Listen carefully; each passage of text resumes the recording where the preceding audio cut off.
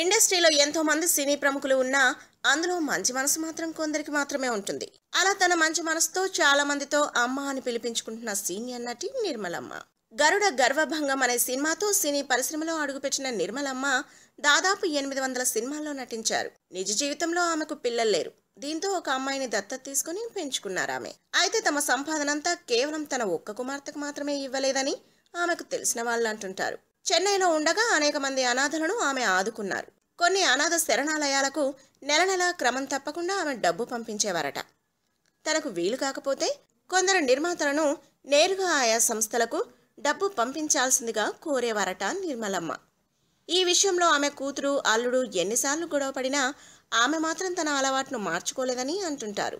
అంతేకాదు, తాను షూటింగ్కి వెళ్లే సమయంలో తనతో పాటు 10 మందికి సరిపోయేంత భోజనం తీసుకువెళ్లి ఇతరులకు వడ్డించేవారట Nirmalamma.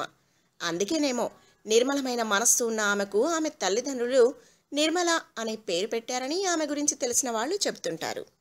If you like the video, please like us and subscribe Tollywood Nagar.